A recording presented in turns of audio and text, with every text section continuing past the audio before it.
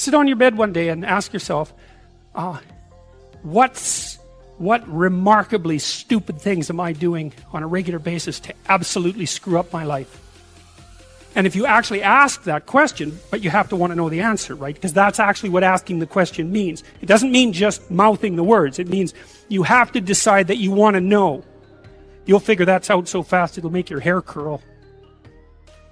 There's no better pathway to self-realization and the ennoblement of being than to posit the highest good that you can conceive of and commit yourself to it.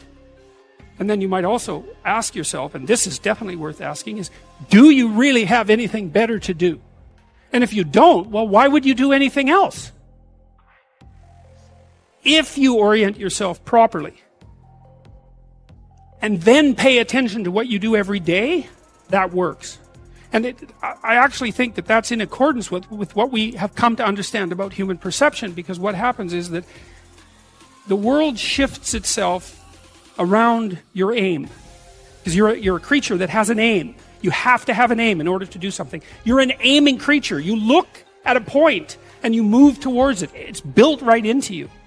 And so you have an aim. Well, let's say your aim is the highest possible aim. Well then, so that sets up the world around you.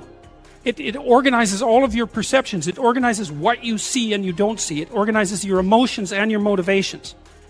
So you organize yourself around that aim, and then what happens is the day manifests itself as a set of challenges and problems, and if you solve them properly, then you stay on the pathway towards that aim, and you can concentrate on the day, and so that way you get to have your cake and eat it too, because you can point into the distance, the far distance, and you can live in the day.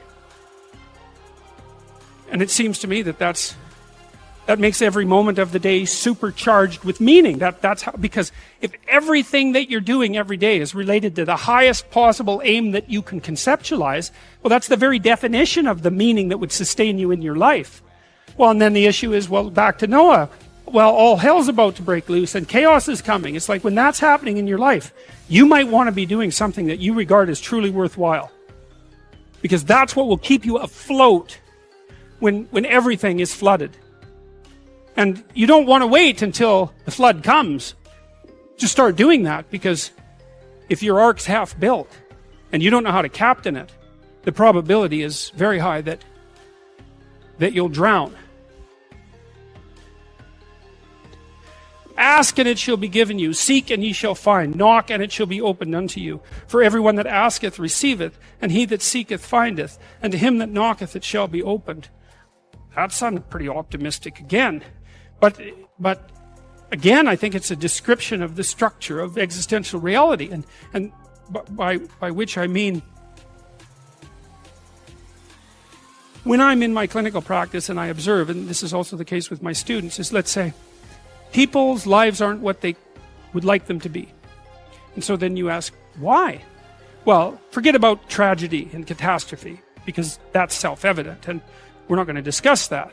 Although the degree to which you bring about your own tragedy is always indeterminate. But I would never say that every terrible thing that is visited on a person is something they deserved.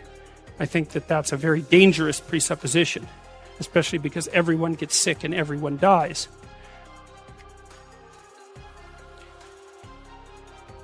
But one of the main reasons that people don't get what they want is because they don't actually figure out what it is. And the probability that you're going to get what would be good for you, let's say, which would even be better than what you want, right? Because, you might be wrong about what you want easily. But maybe you could get what would really be good for you. Well, why don't you? Well, because you don't try. You don't think, okay, here's what I would like if I could have it. And I don't mean in a way that you manipulate the world to force it to deliver you goods for status or something like that. That isn't what I mean. I mean something like, imagine that you were taking care of yourself like you were someone you actually cared for. And then you thought, okay, I'm caring for this person. I would like things to go as well for them as possible. What would their life have to be like in order for that to be the case? Well, people don't do that. They don't sit down and think, all right, let's figure it out. You've got a life. It's hard, obviously. It's like 3 years from now, you can have what you need. You got to be careful about it. You can't have everything. You can have what would be good for you, but you have to figure out what it is, and then you have to aim at it. Well, my experience with people has been if they figure out what it is that would be good for them, and then they aim at it, then they get it. And it's strange because it's a strange thing. It's not quite that simple because, you may formulate an idea about what would be good for you, and then you take 10 steps towards that, and you find out that your formulation was a bit off, and so you have to reformulate your goal. So you're kind of going like this as you move towards the goal. But a huge part of the reason that people fail is because they don't ever set up the criteria for success. And so, since success is a very narrow line and very unlikely, the probability that you're going to stumble on it randomly is 0. And so there's a proposition here, and the proposition is, if you actually want something, you can have it. Now the question then would be, well, what do you mean by actually want? And the answer is that you reorient your life in every possible way to make the probability that that will occur as certain as possible. And that's a sacrificial idea, right? It's like, you don't get everything. Obviously. But maybe you can have what you need. And maybe all you have to do to get it is ask. But the asking isn't a whim or today's wish. It's like, you have to be deadly serious about it. You have to think, okay, like, I'm taking stock of myself. And if I was going to live properly in the world, and I was going to set myself up such that being would justify itself in my estimation, and I don't mean as a harsh judge, exactly what is it that I would aim at? And so the issue is not so much the blindness of others, even though there's as much blindness among others as there is for you. But the issue here, the advice here, the description here is, you should be concerned about what's interfering with your own vision first. And you should leave other people the hell alone in relationship to that.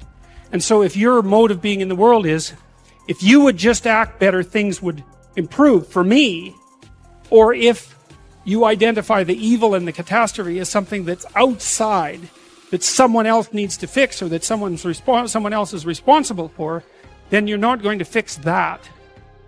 And you're going to remain blind to the things that you're doing and not doing that make things not go well. And so it's just better to think, all right, I'm probably blind in many, many ways. And maybe there are some ways that I could rectify that, because it's highly probable that you're blind in all sorts of ways. I mean, in fact, it's virtually certain.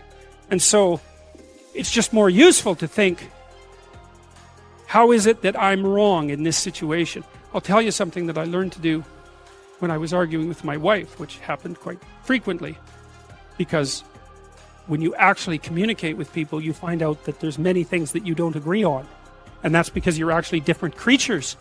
And so if you're actually going to have a truthful conversation, then you're going to find out that you don't see things the same way. And then you can either pretend that that's not the case and gloss over it and then end up in a 30-year silent war, or you can have the damn fight when you need to have it and see if you can straighten it out. So now and then we'd get in a situation where we were at loggerheads, we couldn't move. And, it would spiral up into hate speech, let's say. Yeah, everyone laughs because they know they manifest plenty of hate speech towards those they love. So one of the things we learned to do was, when we hit an impasse, was to separate and to go our own ways and to go sit and think, okay, look, we're at this unpleasant situation. We can't figure out how to move forward. I'd always think, of course it's her fault. Obviously it's her fault. At least 95%. But maybe there was something I did that contributed like 5% to it.